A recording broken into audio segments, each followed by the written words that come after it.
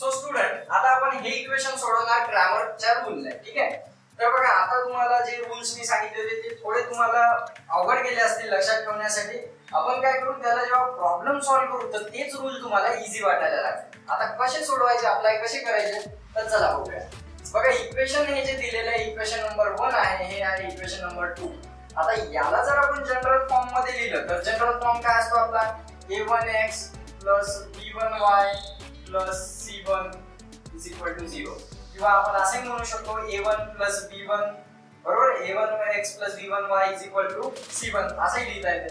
दुसरं equation a2x b2y c2 0. these are the general forms, ठीक आहे.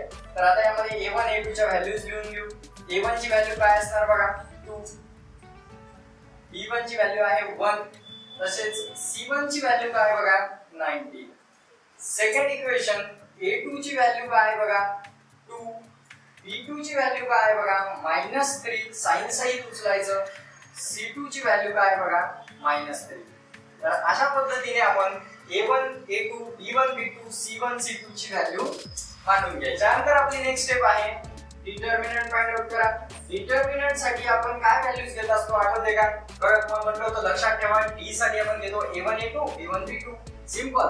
सो आपण मांडून घेऊ a1 a2 b1 b2. these are the values for determinant d. करा फाइंड आउट. आता याच्यामध्ये व्हॅल्यूज पुट करा. a1 ची व्हॅल्यू काय आहे 2, a2 ची व्हॅल्यू काय आहे 2, b1 ची व्हॅल्यू काय आहे 1, b2 ची व्हॅल्यू काय आहे -3 आणि करा सॉल्व.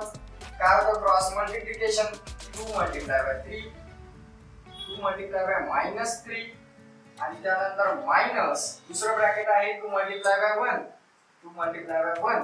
काय उत्तर येईल बघा 2 3 जा 6 पण कसा -6, 2 1 जा 2 पण कसा -2. आलं, minus minus will become plus आणि उत्तर येतो -8. बरोबर आहे. ही झाली आपली डिटर्मिनंट. आता फाइंड आउट करा dx ची व्हॅल्यू. dx च्या व्हॅल्यू साठी काय सांगितले होते रूल तुम्हाला, a1 a2 च्या जागेवर काय करायचं c1 c2 टाकायचं, c1 c2 आणि dx साठी इथे आपण लिहितो b1 b2.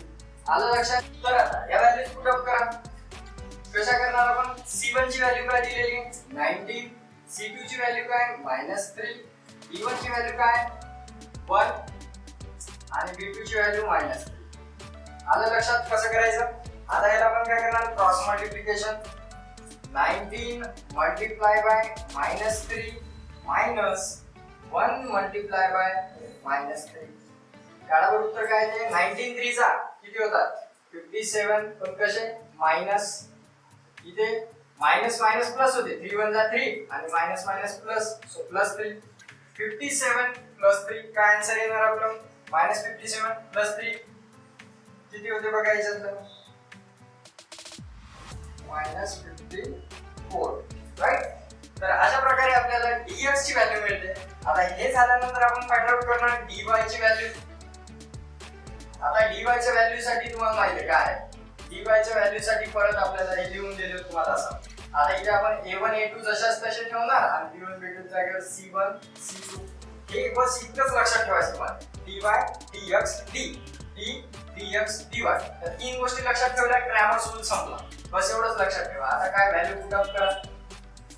a1 ची value 2 2 2 2 a1 a2, c1 c2 19 -3 19 आणि -3. आलं लक्षात. करा क्रॉस मल्टिप्लिकेशन. आता 9 2 मल्टिप्लाय बाय -3 आणि -19 मल्टिप्लाय बाय 2. त्यानंतर उत्तर काय ते 2 3 जा 6 -6 आणि 19 2 जा 38. आता minus minus plus 4 carry 1 44 -9 44 answer आला आपला dy ची. तर आता यानंतर आपल्याला फाइंड आउट करायची आहे x ची आणि y ची व्हॅल्यू. तर बघा x साठी आपल्याला फॉर्म्युला दिलेला होता काय होता dx डिवाइड बाय d आणि y साठी फॉर्म्युला होता dy डिवाइड बाय d. बघा सिंपली या दोन फॉर्म्युलाचा वापर करून आपलं उत्तर मिळणार आहे आता x आणि y चं. तर dx साठी आपल्याला व्हॅल्यू मिळाली होती 54, दिस इज आवर व्हॅल्यू. आणि दुसरी होती d साठीची -8. तर टाकायचे -54 डिवाइड बाय -8 आणि दोन्हीला करा रिड्यूस. मायनस मायनस कटून जातात.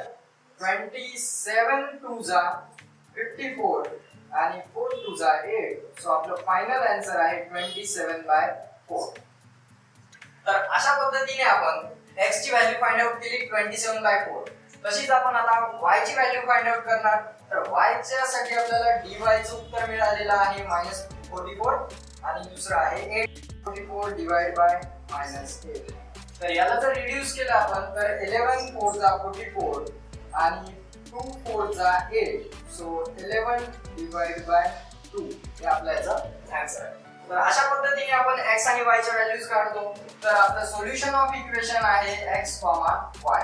तर मी आता सोल्युशन ऑफ इक्वेशन इथे लिहितो x, y is equal to आपलं उत्तर आलेलं आहे 22/4, 11/2. तर अशा प्रकारे क्रॅमर्स रूलने हा प्रॉब्लेम सोडवतात. लक्षात आलेलं आहे कसं सोडवायचं. अगोदर आपण दोन इक्वेशन दिलेले होते. दोन इक्वेशनला जनरल फॉर्म मांडून घेतले. त्यामध्ये a1 a2 b1 b2 c1 c2 च्या व्हॅल्यूज पुट अप केल्या. त्यानंतर आपण d ची व्हॅल्यू फाइंड आउट केली. डिटर्मिनंट साठी हा ब्लॉक लक्षात ठेवायला सांगितला होता. dx साठी हा ब्लॉक लक्षात ठेवायला सांगितला होता आणि dy साठी हा ब्लॉक. अशा पद्धतीने d साठी, dx साठी आणि dy साठी सॉल्व करून आपण तीन व्हॅल्यू फाइंड आउट केल्या आणि x आणि y ची व्हॅल्यू फाइंड केली. तर आता बघू आपण प्रॅक्टिस सेट मध्ये प्रॉब्लेम म्हणजे तुमच्या कंप्लीटली लक्षात येईल क्रॅमर्स रूल काय आणि डिटर्मिनंट